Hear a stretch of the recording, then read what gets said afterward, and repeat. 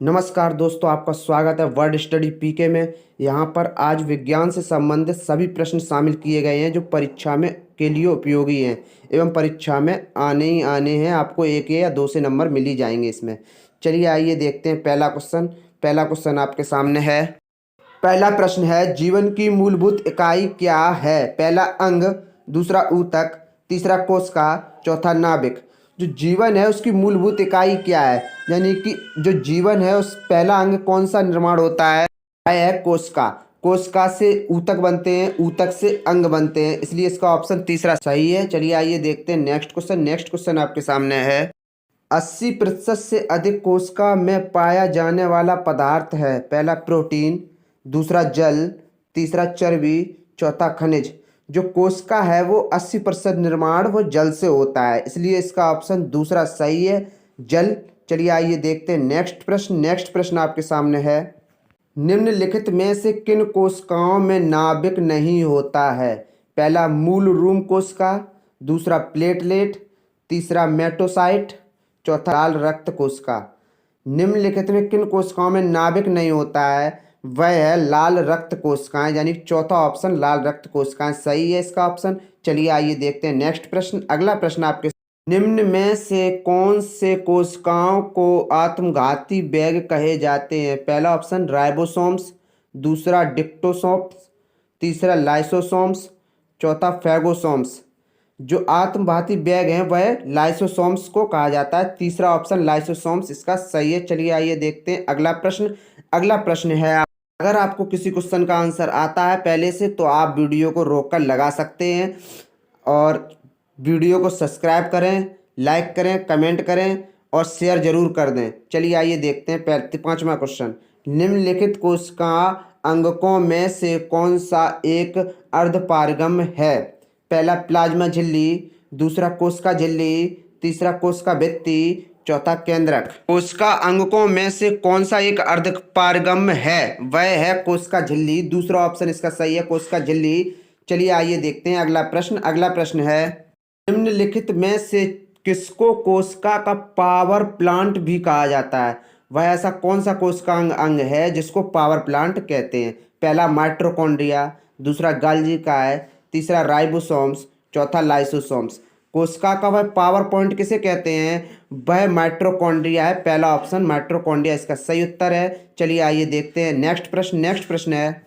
यह श्वसन श्रृंखला का उपयोग कर पादप कोशिका में ऊर्जा का उत्पाद करता है। पहला केंद्रक, दूसरा राइबोसोम्स, तीसरा माइटोकॉन्ड्रिया, चौथा हरित लवक।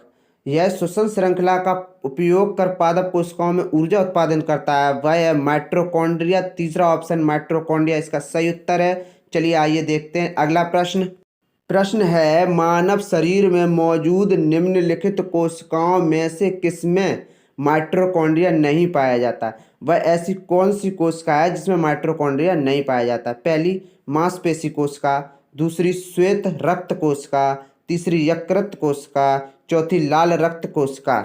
वह ऐसी कौन सी कोशिका है जिसमें माइटोकॉन्ड्रिया नहीं पाया जाता है? वह है लाल रक्त कोशिका, चौथा ऑप्शन लाल रक्त कोशिका इसका सही उत्तर है। चलिए आइए देखते हैं अगला प्रश्न है, कोशिका में केंद्रक के अलावा किस कोशिकांग में डीएनए होता है?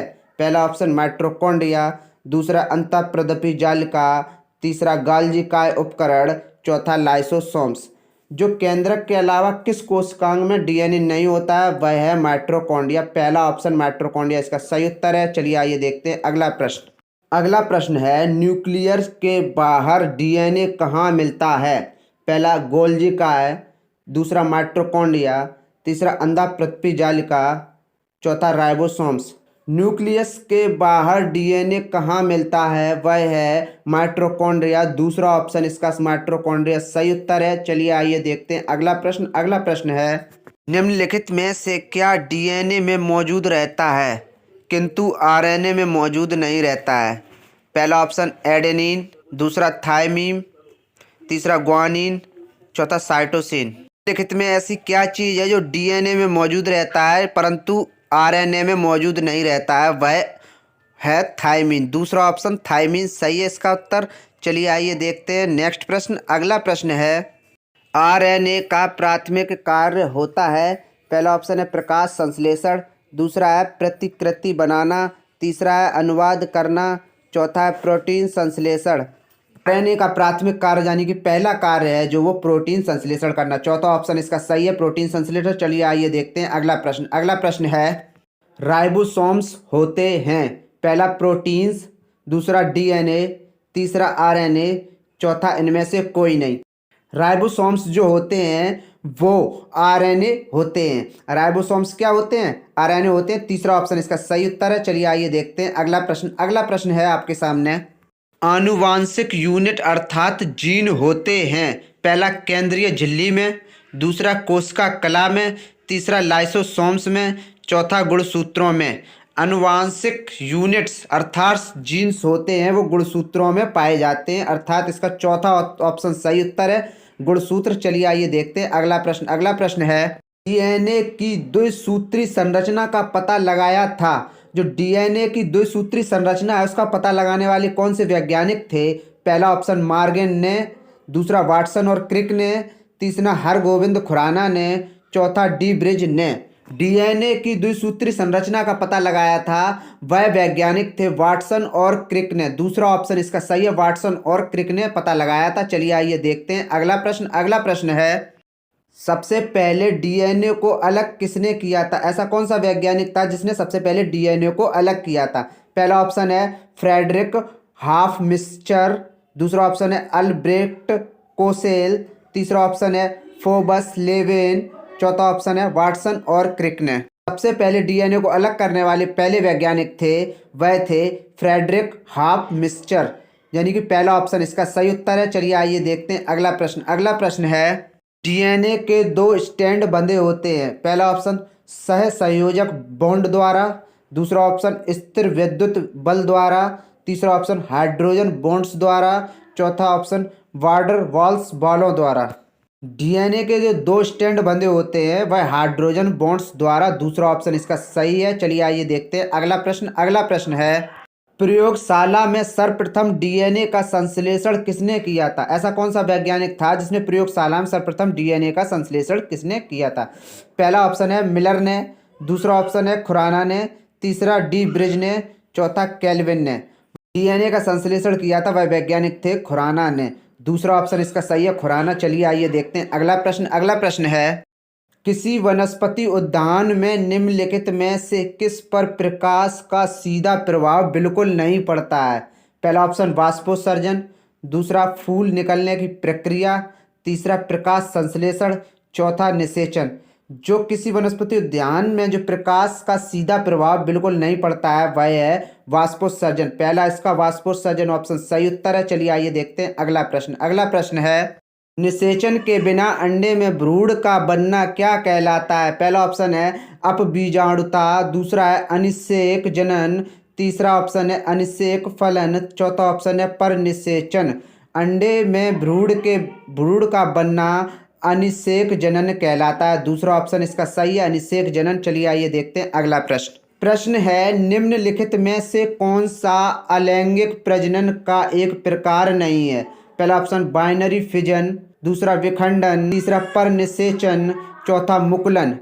जो अलैंगिक प्रजनन का एक प्रकार नहीं है वह है परनिषेचन। तीसरा ऑप्शन इसका सही उत्तर है। चलिए आइए देखते हैं अगला प्रश्न। अगला प्रश्न है युग्मज संलयन के परिणाम स्वरूप क्या बनता है? पहला अगणित युग्मनज, दूसरा गतिशील युग्मनक, तीसरा अचल युग्मनज, चौथा द्विगुणित युग्मनज।